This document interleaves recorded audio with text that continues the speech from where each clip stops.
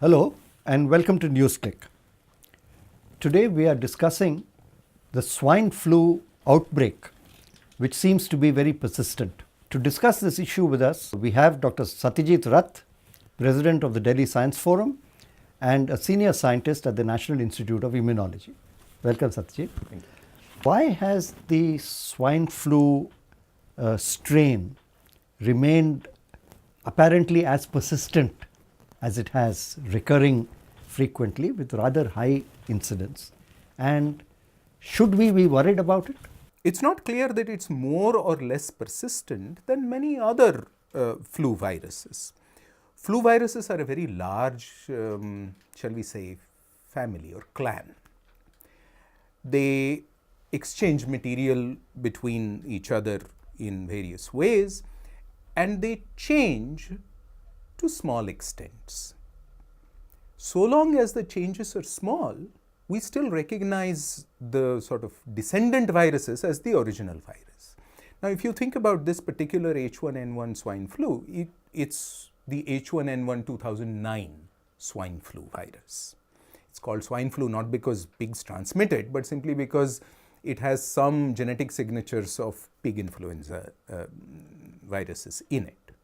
It's not very long. It's 4, 5, 6 years since we first detected it. So it's not terribly surprising that it's still around.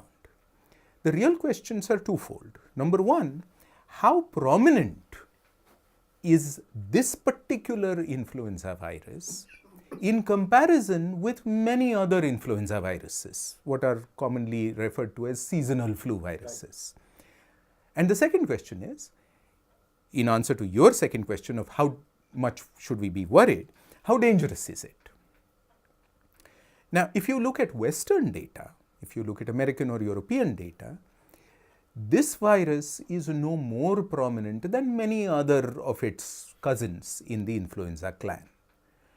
Nor is its severity or its morbidity or the chances of dying from it any dramatically higher than other influenza viruses, seasonal influenza viruses. There's an interesting difference there that we can talk about later. But broadly, this is true. But yet, this is all about the West. In India, is this correct or is this not correct? And unfortunately, the short answer to that is we don't know. We don't know because we have a health system which neither delivers health reliably nor does it collect information reliably. As a result of that, we don't know what our frequency to any reliable extent. We have individual people, epidemiologists struggling manfully with this or womanfully with this problem. But the real difficulty is we don't have a nationwide reliable rigorous estimate. We don't know how many people per 1,000 population per week, let us say, suffer from what are called influenza-like illnesses. Of influenza-like illnesses, what proportion are influenza viruses? Of those, what proportion are H1N1? Right. And have those numbers shifted dramatically? Now, if we don't know the original numbers, there is no way for us to make guesses about it. In fact, Satyajit, that was going to be my next question, related to what is the state of preparedness in India, and I believe very similar, if not slightly more serious incidences are taking place across the border in Pakistan. So, is this a South Asian problem more acutely than it is in other regions, and is that due as much to the state of preparedness of the public health systems in this region as to the virus itself? One of the prerequisites to dealing with an infectious disease health crisis of this kind is to have information. Clearly, while we have anecdotal small study information from a variety of places, we don't really have rigorous information because we don't have disease surveillance of a quality that would provide these numbers reliably. Secondly, if we don't have that, clearly that is one part of a general difficulty we have about delivering healthcare.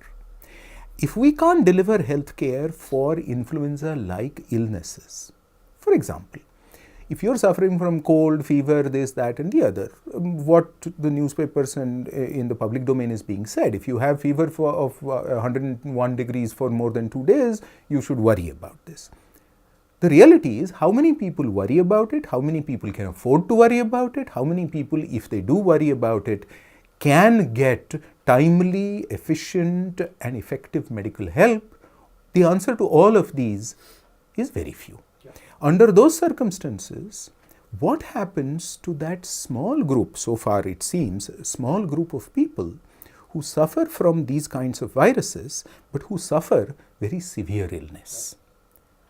And clearly, if we can't deal with ordinary illnesses, the likelihood that we can deal effectively with good preparedness with the more severe varieties of the illnesses is going to be very low. Right. And that really is the case. So let me just give an example that's out there in public domain. People have actually said this, that if you count the number of cases over, say, a fortnight or a month in these past few days that have tested to be flu virus positive by a genetic test for the flu virus in Delhi versus in Rajasthan.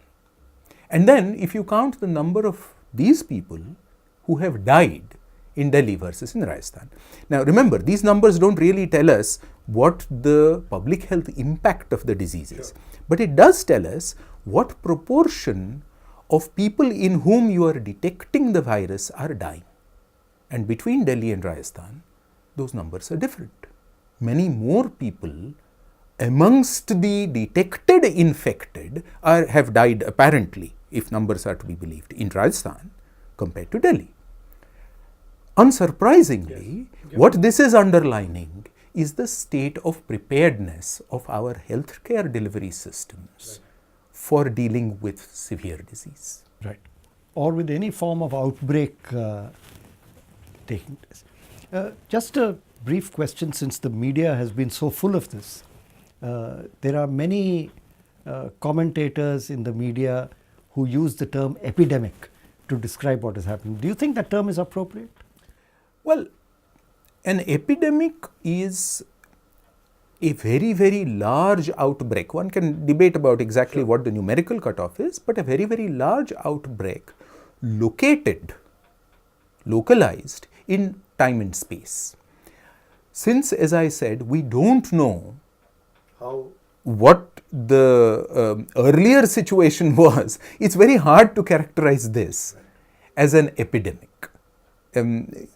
If we were not testing at the same level for it earlier, then the fact that we are detecting more cases now than we were earlier doesn't necessarily mean anything at all. So it's a little uncertain about whether we should be calling it an epidemic or not. At least in common perception, it would look as if the world over we are facing increased incidences of such outbreaks. It was the SARS virus earlier, it's H1N1, now avian flu, and then the more virulent HIV/AIDS, and recently the Ebola outbreaks. It looks as if we are encountering large outbreaks, maybe even call them pandemics. Is this a reality, or is this a result of greater knowledge that we have today? What does it tell us about the outbreaks of such diseases and the responses of public health systems the world over? So clearly, we are in the public domain encountering these events more and more, no question. But is this really a consequence of there being many more infectious viruses out there? I don't think so. An epidemiological, a sort of demographic perspective on this would be, have life expectancies declined measurably over the period? And the answer seems to be no. Yet, is there something real under this perception? And I would argue there are three realities under this perception. One is, as a species, there are many more of us today than there were 10 years ago, than there were 20 years ago, than there were 30 years ago. And the more crowded a given species is, the easier it is for a transmissible infection to spread. Beyond a point, this is almost a truism. Sure. And there's also greater communication, people traveling. Added to that is the increasing human globalization. That's right. Added to this is the fact that despite everything, our levels of inequality between different communities, between different groups of humans, has apparently over the last 3 decades certainly, rather than declining, there seems to have been an increase. Therefore, if inequality is increased, a consequence of increased inequality is likely to be an extremely disparate, an increasingly unequal access to the inputs required for health, good nutrition, good health care, and all the associated issues. Medicines as well. And therefore, we may actually be creating, in consequence, subcategories of people who are particularly susceptible. And it's not surprising that the Ebola epidemic has taken the toll that it has taken in West Africa. That the swine flu behaves very differently in the global north compared to the global south. Right. Another question which certainly people in Delhi are asking, and other parts of the country as well, there is apparently a vaccine available for H1N1. Yet healthcare practitioners do not seem to be advocating its use in the general population. Could you tell our viewers something about this? Well, you see, flu vaccines are something of an oddity because flu vaccines provide protection against the specific mix of flu virus strains that are currently circulating. Even in the West, every year new cocktails of flu vaccines are made. So every year you have to take a vaccine shot. It's not clear to me that we know what flu virus strain cocktails are circulating amongst us today for us to say, take this cocktail. Under those circumstances, the reason that we seem to be worrying about taking a flu vaccine appears to be this H1N1 flu. But if the H1N1 flu in fact does turn out to be a small minority of overall flu, we don't know. But if it turns out to be that, then we have even less reason to worry about it as a vaccine target. Right. In other words, what we began this conversation with is where we come back. The lack of information we have that is connected to the lack of public health delivery and disease surveillance means that there isn't really good rational basis on which one can make recommendations about taking vaccines for a disease like flu that are very intimately dependent on what the current situation is. So my last question is, are there any particular measures that you think governments at the center and in the states should take in response to the outbreak of H1N1? It's very tempting to refer to the H1N1 swine flu as a crisis. I suggest once again that we don't have the information needed to call it a crisis.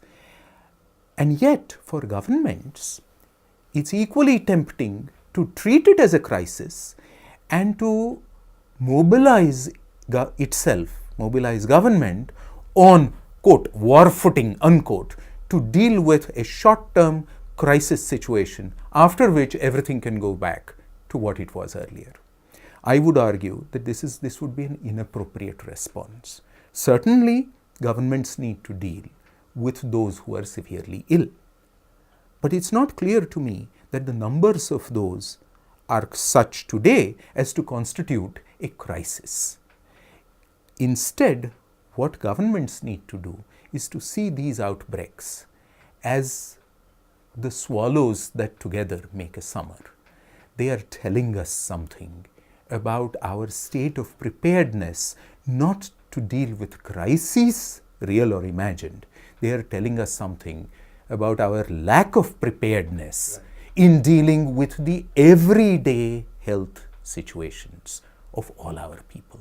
If we don't take those lessons to heart, and if we don't respond to those by a systematic increase in investment, increase in efficiency, increase in capacity and resource and manpower building, then we are not learning the lesson that swine flu is teaching us. Thank you, Satyajit.